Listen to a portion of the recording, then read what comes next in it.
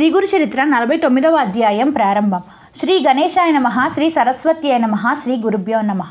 నామధారకుడు ఈ లీలలు విని పులకించిపోయి సిద్ధయోగి పాదాలు పట్టుకొని మహాత్మా శ్రీ గురుని లీలలు వింటుంటే ఆయన సాక్షాత్తు త్రిమూర్తుల అవతారమని రూఢి అవుతున్నది. కానీ ఈ భూమి మీద ఎన్నెన్నో పుణ్యక్షేత్రాలు ఉండగా ఈయన ఈ సంగమ క్షేత్రాన్నే తన నివాసంగా ఎందుకు ఎన్నుకున్నారో తెలియజేయడం లేదు. ఈ క్షేత్రం యొక్క విశేషము వివరించండి అని కోరారు. అప్పుడు యోగి ఇలా చెప్పసాగారు. నాయన, ఓ అశ్విని మాసంలో కృష్ణ చతుర్దశి నాడు ఈ గంధర్వపుర వాసులందరూ దీపావళి పండుగకు ఎంతో ఉత్సాహంగా సంసిద్ధులవుతున్నారు. ఆనాడు శ్రీగురుడు తమ శిష్యులందరినీ పిలిచి మనం ఈనాడు త్రిస్థలి యాత్ర చేసి వద్దాము అన్నారు. అప్పుడు భక్తులు, స్వామి, అలా అయితే మేమీ యాత్రకు కావలసిన పదార్థాలన్నీ మూట కట్టుకొని దారి ఖర్చులు కూడా సిద్ధం చేసుకొని వస్తాము అన్నారు. ఆ మాటలు విని స్వామి, అవన్నీ ఎందుకు? త్రిస్థలి మనకు దగ్గరలోనే ఉన్నది. ఎట్టి సన్నాహాలు అవసరం లేదు. కనుక మీరందరూ మీ కుటుంబాలతో సహా మాతో కూడా రండి అని ఆదేశించారు. వెంటనే వారందరూ ఆయనతో కూడా సంగమ తీరానికి చేరి నదిలో స్నానాలు చేశారు. అప్పుడు స్వామి, నాయనలారా, ఈ సంగమ ప్రాంతమంతా ప్రయాగతో సమానమైన మహత్యం గలది సుమా. ఇచ్చటి షట్కాల తీర్థాన్ని మించినది వేరొకటి లేదు. ఇది ప్రయాగను కూడా మించినది. ఈ భీమా అమరజా సంగమం గంగా యమున సంగమం కంటే కూడా ఎక్కువ పవిత్రమైనది. ఇక్కడ స్నానం చేయటం వలన కలిగే పుణ్యం ఎంతెంతని చెప్పలనవి కావు. ఇచ్చట ఉత్తరవాహినిలో చేసిన స్నానం ఇంకా పుణ్యప్రదం. ఇక్కడ పవిత్రమైన తీర్థాలు 8 ఉన్నాయి.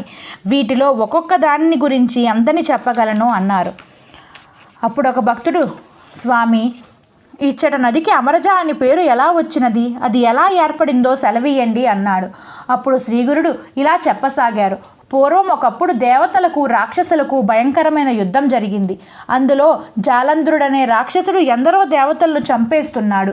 అప్పుడు దేవతలకు రాజైన ఇంద్రుడు మృత్యుంజయుడైన శంకరుని దర్శించి, మహాదేవ, ఈ యుద్ధంలో దేవతలకే ఓటమి తప్పనట్లయింది.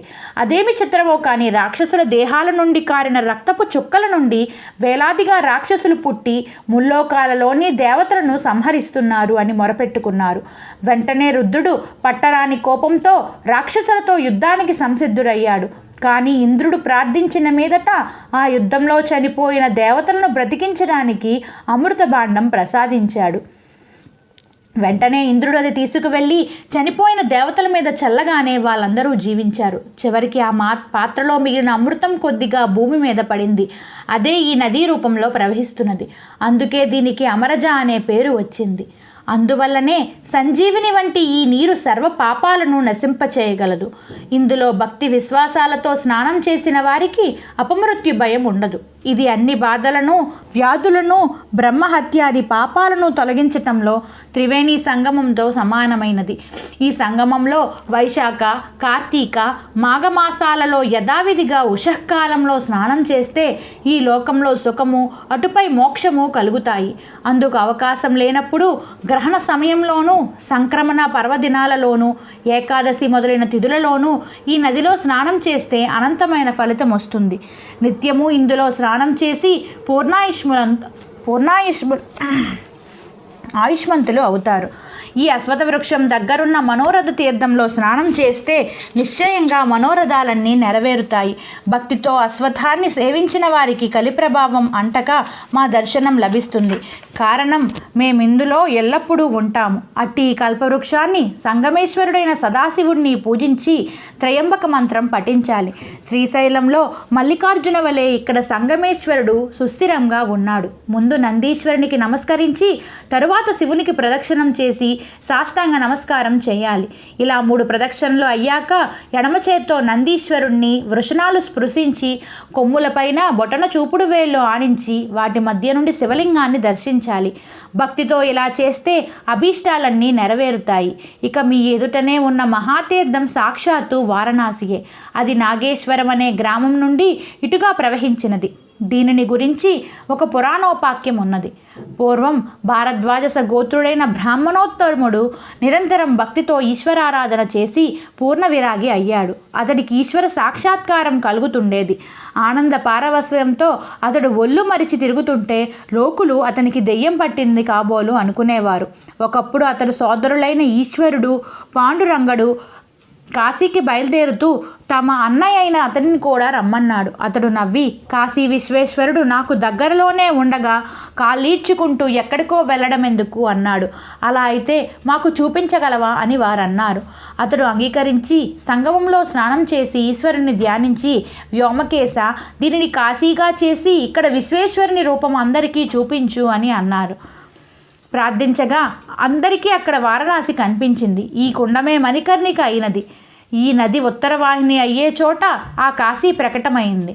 కాశీలో ఉన్న దైవరూపాలన్నీ ఇక్కడే కనిపించాయి. అతని సోదరులిద్దరూ ఆశ్చర్యపోయి ఇక్కడే స్నానము, దానము మొదలైనవి చేశారు. అప్పుడు ఆయన మహాజ్ఞాని అని అందరూ తెలుసుకున్నారు. అప్పటి నుండి అతని దగ్గరకు వచ్చిన వారందరికీ విశ్వేశ్వరుని దర్శనం ప్రసాదిస్తూ ఉండేవాడు. కనుక ఇది సాక్షాత్తు కాశీయే. స్వామి అటు తరువాత భక్తులకు పాప వినాశన తీర్థం చూపించి, ఇందులో స్నానం చేస్తే సర్వపాపాలు భస్మం అవుతాయి అని చెబుతుండగా, పూర్వాశ్రమంలో వారి సోదరి అయిన రత్నాదేవి అకస్మాత్తుగా అక్కడికి వచ్చి ఆయనకు సాష్టాంగ నమస్కారం చేసింది. శ్రీగురుడు, అమ్మాయి, నీవు చేసిన పాపాల గురించి ఆలోచించావా అన్నారు. ఆమె నమస్కరించి, స్వామి, నేను మూఢురాలిని, సర్వజ్ఞులమైన మీకే వాటిని నాకు తెలపాలి అన్నది. అప్పుడు స్వామి, పూర్వం ఒక పిల్లి పిల్లలను పెట్టింది. నీవు చూడకుండా ఆ కుండ నిండా నీళ్లు పోసావు. అవి చచ్చిపోయాయి. అందువలన నీకు పంచమార్జాల హత్య మహాదోషం చుట్టుకున్నది. ఇంకా చెబుతాను విను అంటుండగా అంతలోనే ఆమె శరీరం అంతా కుష్ఠవ్యాధితో నిండిపోయింది. ఆమె భయపడి ఆయన పాదాల మీద పడి, ఓ దయానిధి, ప్రజలు పాపాలు పోగొట్టుకోవడానికి కాశీకి వెళ్ళినట్లు నేను మీ పాదాలను ఆశ్రయించడానికి వచ్చాను, రక్షించు అని ప్రార్థించింది. అప్పుడు శ్రీ నృసింహ సరస్వతి, నీవెన్నో పాపాలు చేశావు, వాటిని మరుజన్మలలో అనుభవించి పోగొట్టుకుంటావా లేక ఇప్పుడే పోగొట్టుకుంటావా చెప్పు అన్నారు.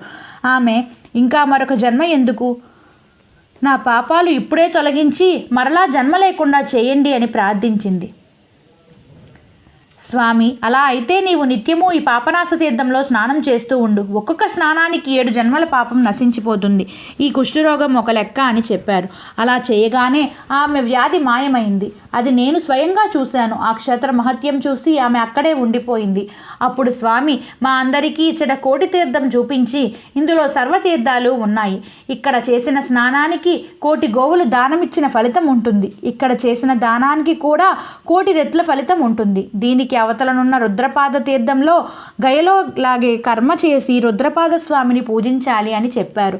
తర్వాత కేశవస్వామి దగ్గరున్న చక్రతీర్థం చూపించి అక్కడ స్నానం చేస్తే జ్ఞానం కలుగుతుందని శ్రీగురుడు చెప్పారు. కలేశ్వరునికి దగ్గర ఉన్న మన్మథ తీర్థంలో స్నానం చేసి ఈశ్వరుణ్ణి పూజిస్తే అష్టైశ్వర్యాలు సిద్ధిస్తాయి.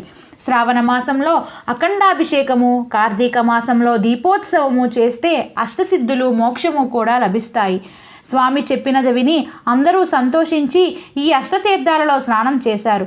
నాడు శ్రీగురుడు మఠం చేరగానే ఆ భక్తులు సమారాధన చేశారు. శ్రీ దత్తాయ గురవే నమః, శ్రీ శ్రీపాద వల్లభాయ నమః, శ్రీ నృసింహ సరస్వతి నమః. నా వీడియో మీకు నచ్చినట్లయితే నా ఛానల్ని సబ్స్క్రైబ్ చేసుకొని నా వీడియోని లైక్ చేయండి, షేర్ చేయండి. Thank you.